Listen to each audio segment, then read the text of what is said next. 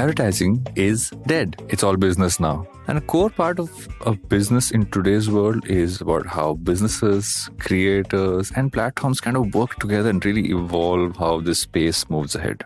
And one platform, which obviously is one of the largest players, if not the largest player in this space, is Meta. And today I have Nicola Mendelsohn, the VP of Global Business Group at Meta on Advertising is Dead, to not just talk about the platform and how it's working with businesses and creators and consumers, but to also dig into how their focus on India is evolving, the Metaverse, and weirdly enough, Goat Yoga. All this and more on this week's episode of Advertising is Dead. I'm Varun Duggirala, right back with my chat with Nicola.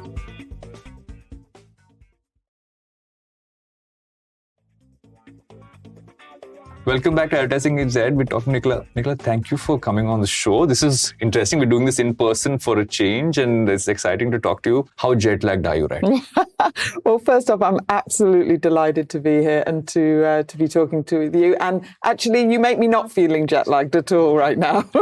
Because you've been on this whirlwind trip across board and we're meeting at a spot where there's so many creators kind of converging. But I want to kind of start off from a broader macro lens and kind of talk about how the broader strat at Meta, globally in terms of business, has really kind of how the journey has kind of been over the last few years and how is that looking now? If you kind of take it, slight flashback and then kind of moving ahead. Okay, so I've been at the company over 9 years. And I think back to when I started in 2013, how different Meta is to where it is today. 2013, it was really just Facebook. Now it's Facebook, it's Instagram, it's Messenger, it's WhatsApp, it's Quest, so many things. And I think that's true of the fact that we're a tech company. We're always innovating because the tech is changing and people's desires and needs of how they want to communicate are changing as well. So in the early days, it was words. Then we got pictures. Then we got, video. Now we're lots of different types of video, short video, we're reels, we're messages, we're AR, we're VR. So it's really a continuum of change that we see constantly. I quite like that. I heard you're a reeler, so I'm going to get into that at some point of time and kind of ask you as well. But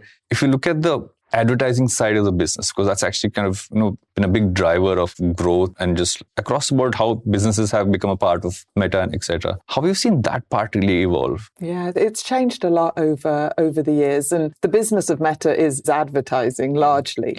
And today we have over 200 million businesses around the world that are using our platforms. Most are using them for free, right?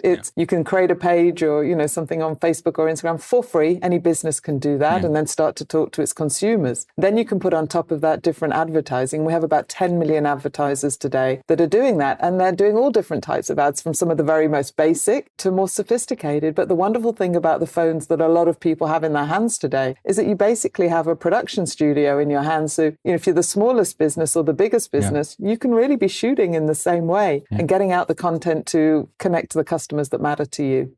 It's interesting you say that, because in many ways, when I think about how businesses interact with their consumers, how that changes, you're no longer looking at it differently from how you would create content as an individual, right? And you're kind of building a persona, you're creating with the same tools, like you said, you're kind of putting it out there. How much kind of goes into connecting the dots where, there's a little extra you kind of put in to make sure a business can actually make this convert into, okay, I'm connecting with the right consumer, I'm selling my product or service to them in a certain way. And how have you seen, almost like the other side, how have you seen businesses use it, which has surprised you and say, okay, this is interesting. This is a direction we didn't think this was actually going to be taken up from, but it's really evolving towards that. Yeah, so there's a few things there. From the early days, we've always built for people first. It's about the organic use of the platforms that people enjoy and want to do. And we always have advertisers saying, well, we want to be doing that. And it's like, no, we want to get it right for people first. So that's where we start. And that's what we'll always continue to do. Again, when I think back over, a decade ago, I came from the world of agencies. The world of marketing was very different then.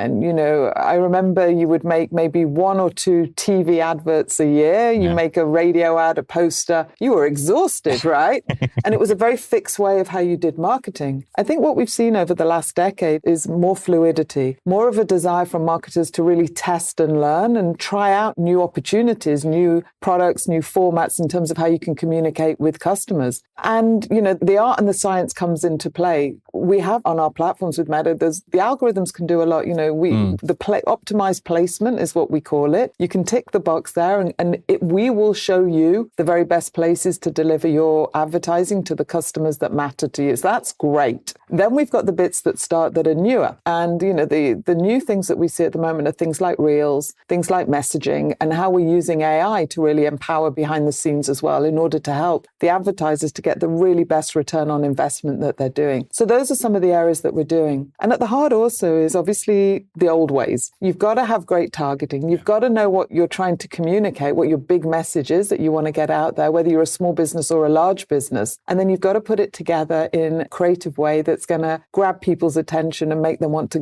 spend some time with you. Yeah. And if you kind of zoom into the India context, and India's been an interesting market also because I feel that in many ways you've kind of tested a lot of the products here and kind of has gone global in that sense. How do you look at India as a specific market across all of these pieces that you're doing? Yeah, India is an unbelievably important country to us. I couldn't be happier to be here. And it's interesting, it's about 4 years since I was last here before the pandemic. You can feel this energy, this excitement, this collective ambition, this innovation that's going on in the country. It's really exciting. It's refreshing. I can tell you I don't feel like that when I'm on my travels, to as many other places. And for us as a company, it's a country that we have been investing in, we have been doubling down on. And when I think about some of our new products that we've been launching here first, like Reels, India is a country that, the rest of the world is looking to learn from, looking to really understand what they can take from here. So we see very much India as a lighthouse for Meta in terms of the products that we're developing here, which I think is very exciting. We talk about Reels, and I think Reels has been an interesting one, just to kind of see, because,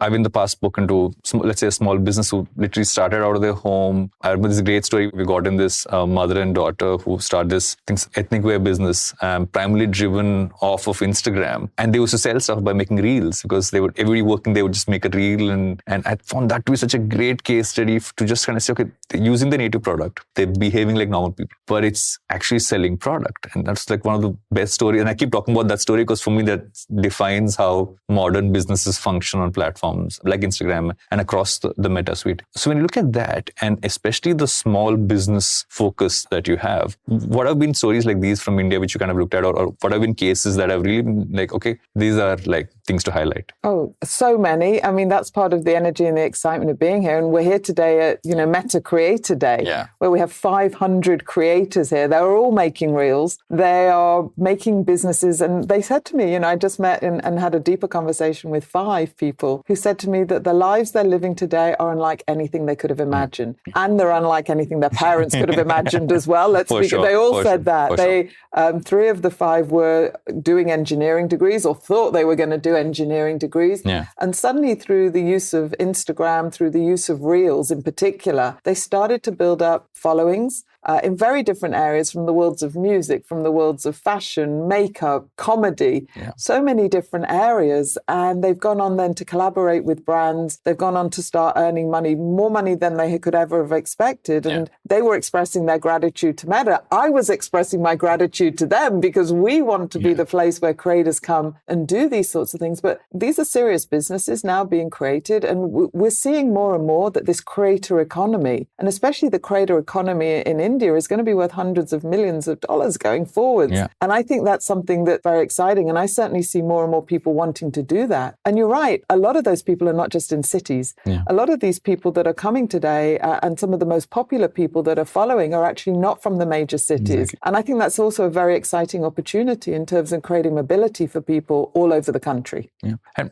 I feel, just to add to that, I think what's also interesting is that you suddenly, this democratization of you could be anywhere, but you could still be the biggest creator out there is really kind of defined with products like Reels for me, because you don't necessarily have to get anything else. You just need a phone to kind of do that. I want to dig deeper into the creator economy and say that I know there's been a large focus, especially on Instagram, to really go deep into the creator space. What else kind of going on right now to really kind of make that a larger push, especially in the Indian market from your end? Yeah, so many things, right? So the event that we're holding today is one of a series of 5 that we're doing all over the country, where we're bringing creators together as part of a community. Because actually, if you're a creator, you're part of a community. Yeah. We're already seeing creators collaborate with one another. We've seen people here today going, I've always wanted to meet you. Now we can go and they're plotting what's going to happen. we've seen creators, go global from India, which I think is really exciting. So I think creators in India are like creator entrepreneurs. There's a power in these followings that they're creating. And I think we see the fact that, the authenticity of how people are telling their stories on Reels, this new exciting dynamic format, I think is very powerful. And so as a place where we are the largest home to creators globally, we want to continue to welcome more, to tell their stories and to show their selves to the world in the true, authentic, exciting way that they can. I think also of the fact that so many things in India now are actually going global. We're seeing that, again, that lighthouse thing of something starting here, whether it's a dance movement, whether it's a comedy, whether it's individuals. We had Ranveer Singh here earlier and, wow. Jumped off the stage. All in pink, and the energy, you could feel that beat. He talked very humbly about the fact that his story began with Instagram and Reels. And it wasn't a given that he would be the global success that he is, but he found a platform and a place to be able to tell his story with his energy, quite frankly. That's next level energy there. Yeah, next level energy, for sure. And the rest is history. I'm going to take a bit of a slight aside here. Say, I know you're a reeler because I've been told you're a reeler. Every creator, I feel, has a certain, not just a niche, but like stuff they enjoy doing. What do you enjoy doing when you're creating reels? Okay, so mine's probably a bit different. I'm not as curated and I'm traveling a lot. So a lot of it is about the places that I've been and the people that I've seen, the experiences that I've had. I like to make sure that I'm experimenting with our own products that I'm talking about. So I really understand and can see the evolution of how the products have changed. And the investments that we're making, particularly in Reels, are just getting better and better. So how we're bringing more music to the platform, how we're bringing more ways of editing. We talk about it's like a production studio. We're just making that better and better so that we give more tools to the creators to be able to do what they do. I did one of my favorite ones recently, which was an experience I never could even have dreamed that I would do, which is, and wait for it, goat yoga. What? Yes. What's goat yoga? I think I've heard of goat yoga. I got one second. You got to explain that to everybody who's listening or watching this right now. So it's a normal yoga class outside and you're surrounded by goats, and goats have a tendency to be quite nosy and to jump on things. So you could be doing your downward dog position and suddenly you have a goat on top of you. Funnily enough, this has become quite a thing on Instagram when it comes to Reels and creators. I can imagine why it's. I think when you watch a goat in a yoga session, I am pretty sure you're not going to scroll by. You're going to stick onto that one. Honestly, it was the funniest thing. It was the least kind of meditative yoga I've ever done. I laughed the whole way through it. I don't know how that's meditative in any form. Because we're still worried about what that goat's going to do, is what I assume. Well, they say laughter is a good form of medicine. So it was a good laugh. And now I got to figure a version of that to do here. And I don't know what we'll find in India to do there. Well, I'm looking forward to seeing your goat yoga reel. I'm going to find one. Getting back onto what you're talking about, right? And what you said is a great place to pick it up from, is that when I look at the creative space, there are many things that kind of help it kind of move. Is that one is people want to push more discoverability. They want to be discovered. And once they do, they want to figure ways to monetize and create more. But I feel what's also been interesting is that I've seen it evolve towards the metaverse in ways with everything from, let's say, putting a digital wallet or a digital art onto your profile. And I want to move towards the metaverse piece and seeing how that's going to connect to everything else and how you as a company are seeing all of this kind of come together. Yeah, so we feel that the fully realized version of the metaverse is still another 5 to 10 years off.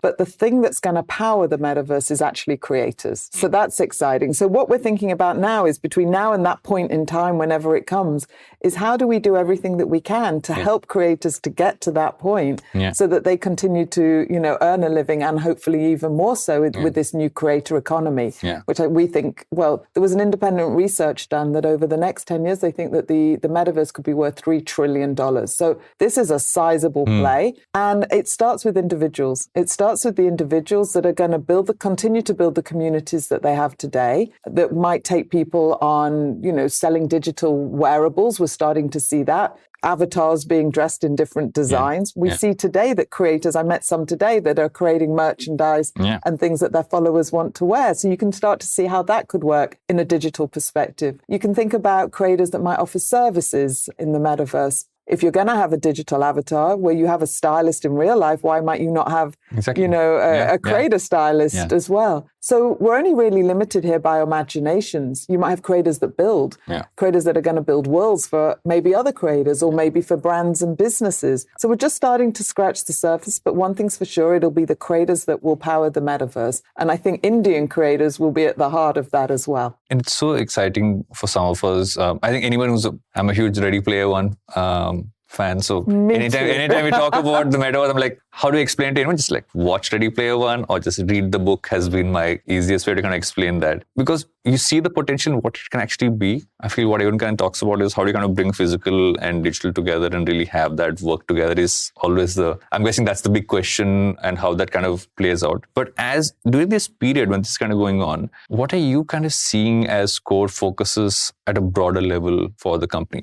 On one end with creators, but also on the other end, how do you work with businesses as this, we're in physical and also there's digital kind of coming in and all of that will at some point meet fully. Yeah. So, and sometimes the tendency with technology to think that when we get to the new thing, it will mean the end of everything else. Exactly. And it never does. It's a blend. Yeah. And so when we have the fully realized version of the metaverse, it will have everything from the 2D video conferencing, the phone calls and everything in between AR, VR till we get to that fully realized version. So we're doing a number of things. I mean, we've spoken a lot about Reels. We've spoken a lot about creators. Some other areas that I think are very exciting is AR. We're seeing more and more businesses and we're seeing more and more creators starting to play with AR filters, having the brands and how those are collaborating together. So I think that's an exciting area that we're, continuing to develop out. We're putting a lot more investment as a company into artificial intelligence as a way to power both the content that people see, but also as a way to make the advertising that people see even more relevant to them. Because ultimately we want to be the best place that advertisers are advertising by giving them the strongest ROI. We think that will come through that investment in AI.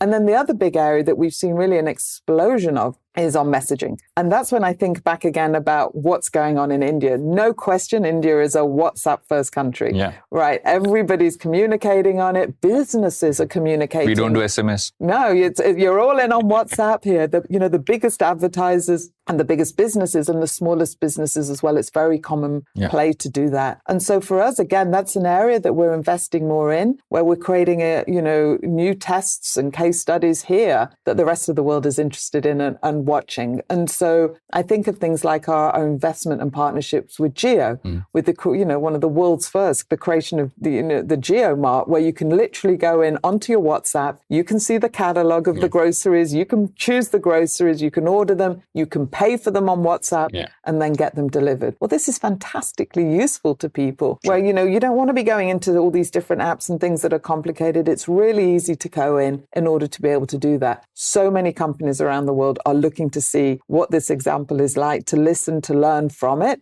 and then to look and to take what's happened here in India and to take it somewhere else. So this is another really exciting example, especially because we're seeing now about 1 billion messages every single month going between people and businesses. And so that's something that we can see. As I said earlier, we like to build where consumers are, and this is something that consumers are doing. As I was doing my research on you, one of the things that kind of came up is that there's a term which I don't like using because I feel at some point I'm hoping we move beyond that, is that you also are deeply invested in kind of like helping women leaders, right? And at some point I'm like, we got to take off it should just be leaders because women need to be for me, it's not even about bringing to the same level, but I'm like each individual to their whole thing, but trying to be idealistic here. But I'd love to kind of ask you about that in terms of the work you do when working with leaders, especially women leaders. And you kind of get what I meant by just that the separation for me often bothers me. Yeah, I understand why it bothers you. But equally at the same time, if you look at the numbers in any country, we don't have equality when it comes to men and women setting up business or men and women leading big business. So there's still a job to be done to encourage and to inspire more women to do this. Back in 2016, I was very proud and humbled to launch an initiative for Meta called She Means Business. And our desire with this program was really to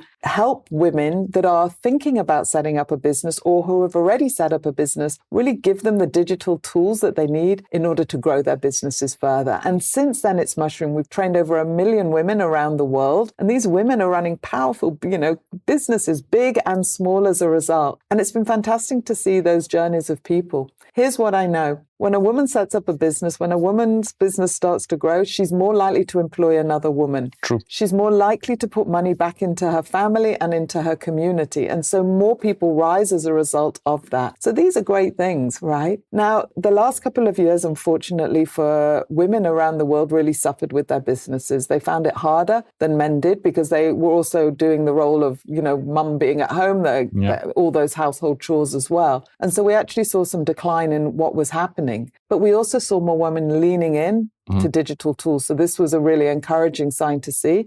And that's something that we want to make sure that we power further. I met on this trip also some female small business owners, 5 of them. And I was particularly taken by one, a lady called Naha, whose husband is a doctor. And she told me that as a story, she's in one of the smaller cities, not one of the major cities, that as the doctor's wife, and you'll understand this, she always had to dress in the traditional dress, wear a sari. But she said it took a long time for her to do that. So she said to herself, I wonder if I could just make a 1-minute sari, one that takes a minute to make. And she did. Yeah. Just 2 years ago, she did this. Yeah. She now employs 52 other women, all women that are now creating these 1-minute saris. Yeah. She's selling them through Instagram. And how fantastic, that she can still do those things and be running this business, I think is just wonderful and inspiring. And more women that know about women like Naha, we know the importance of role models as well. So you've got me on one of my passion projects, but this is important. Yeah. I'm a father of a daughter and my partner is a CEO of a business. So